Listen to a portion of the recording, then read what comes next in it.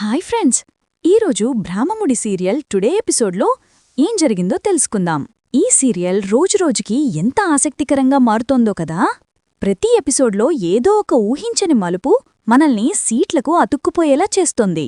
ముఖ్యంగా రాజ్ ప్రవర్తన ఎవ్వరికీ అంతుపట్టడం లేదు. ఒకవైపు కావ్యమీద ప్రేమ చూపిస్తున్నట్టే ఉండి, మరోవైపు తన కఠినమైన నిర్ణయాలతో అందరినీ అయోమయంలో పడేస్తున్నాడు. నిన్నటి ఎపిసోడ్లో జరిగిన సంఘటనతో మనందరిలో ఉత్కంఠ తారాస్థాయికి చేరింది. ఇంతకీ ఈరోజు ఎపిసోడ్లో అసలేం జరిగిందో వివరంగా, మనసుకి హత్తుకునేలా తెలుసుకోవాలంటే ముందుగా మా ఛానల్ని తప్పకుండా సబ్స్క్రైబ్ చేసుకోండి. పక్కనే ఉన్న గంట సింబల్ని నొక్కడం అస్సలు మర్చిపోకండి. ఇక ఈరోజు కథలోకి వెళ్తే, ఇంట్లో అందరూ హాల్లో నిలబడి ఉండగా రాజ్ చాలా సీరియస్గా ముఖం పెట్టి నిలబడతాడు. అతని ముఖంలో ఏదో తెలియని బాధ, అదే సమయంలో ఒక రకమైన మొండితనం స్పష్టంగా కనిపిస్తున్నాయి. అప్పుడు తాతయ్యతో, తాతయ్య, నేను అప్పుడూ ఇప్పుడు ఒక్కటే చెప్తున్నాను అంటూ మొదలు పెడతాడు. ఆ మాట వినగానే ఇంట్లో అందరి ముఖాల్లోనూ ఒకటే ఆందోళన. అసలు రాజ్ ఏం చెప్పబోతున్నాడు అని అందరూ ఎదురుచూస్తుంటారు. నాకు ఇప్పుడల్లా ఏ బిడ్డ వద్దు అని రాజ్ అనగానే ఆ మాట పిడుగులా పడుతుంది అందరిమీద. ముఖ్యంగా కావ్య అయితే కళ్ళు పెద్దవి చేసి నోట మాట రాకుండా నిశ్చేష్టురాలైపోతుంది. పాపం ఆ అమ్మాయి కళ్లల్లో అప్పటికే నీళ్లు తిరిగాయి. తన భర్త నోటినుంచి అలాంటి మాట వస్తుందని కలలో కూడా ఊహించి ఉండదు. రాజ్ అంతటితో ఆగకుండా, నాకు ఇప్పుడల్లా ఏ బిడ్డ వద్దు, ఆ విషయం కళాపతికి మీరందరూ కలిసి ఎలా ఒప్పిస్తారో అది మీ ఇష్టం, కాని నా నిర్ణయంలో మాత్రం ఎటువంటి మార్పులేదు అని కఠినంగా చెప్పేసి అక్కడ్నించి కోపంగా వెళ్ళిపోతాడు. రాజ్ వెళ్ళిపోయాక ఇంట్లో ఒక్కసారిగా నిశ్శబ్దం ఆవరించుకుంటుంది. ఎవరికి ఏం మాట్లాడాలో అర్థంకాని పరిస్థితి. రాజలా అనేసి వెళ్ళిపోగానే ఇక మన ధాన్యలక్ష్మి తన అసలు స్వరూపం చూపించింది. నేరుగా కావ్య దగ్గరికి వెళ్ళి, విన్నావు కద కావ్య, రాజేమన్నాడు? వాడు నిర్ణయం మార్చుకోడంట, ఇక ఆలోచించుకోవాల్సింది నువ్వే అంటూ నిలదీస్తుంది. చూశారా ఎంత తెలివిగా మాట్లాడుతోందో? సమస్యను పరిష్కరించాల్సింది పోయి కావ్యమీదే భారం వేస్తోంది.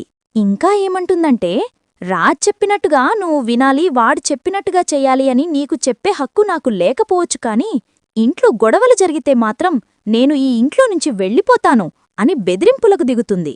పాపం కావ్య అటు భర్త మాటలతో ఇటు అత్త బెదిరింపులతో ఏం చెయ్యాలో తెలియక కళ్లల్లో నీళ్లతో నిస్సహాయంగా నిలబడిపోతుంది. తన బాధను పంచుకోవడానికి కూడా ఎవరూ లేని పరిస్థితి తనది. మరోవైపు గదిలో స్వప్న తన భర్త దగ్గర తన గోడు వెళ్లబోసుకుంటుంది. ఇంకా ఏం కావాలి కోచీ? ఇందాక అత్తయ్య ఎంత గొడవ చేసిందో, మా అక్కని ఎన్ని మాటలు అనిందో నువ్విన్నావు కదా, తప్పంతా మా అక్కే చేసినట్టు మాట్లాడుతోంది అని బాధపడుతుంది. స్వప్న ఎప్పటిలాగే తన తప్పు ఒప్పుకోకుండా అంతా కావ్యవల్లే అంటోంది. కాని ఈసారి ఆమె భర్త ఊరుకోలేదు. తప్పంతా నీది, అసలు నువ్వే గనక టైంకి ప్రాపర్గా ఫుడ్ తీసుకుని రెస్ట్ తీసుకుని ఉంటే ఈ పరిస్థితి వచ్చేదా? అమ్మ అంత గొడవ చేయడానికి కారణం నువ్వే కదా. నీ ఆరోగ్యం పాడైపోతుందని, దానివల్ల నీ కడుపులో బిడ్డకి ఏమవుతుందోనన్న టెన్షన్తోనే కదా వదిన నిన్ను అన్ని మాటలు అంది అన్నయ్యతో గొడవపడింది అని నిజం చెప్తాడు. దీనికి స్వప్న దగ్గర సమాధానముండదు. భర్త అన్న మాటలకు తన తప్పు తెలుసుకున్నట్టుగా మౌనంగా ఉండిపోతుంది. ఇన్ని గొడవల మధ్య కావ్య ఒక కఠిన నిర్ణయం తీసుకుంటుంది. ఎవరికీ చెప్పకుండా ఒక ఉత్తరం రాసి తన బట్టలు సర్దుకుని పుట్టింటికి బయలుదేరుతుంది.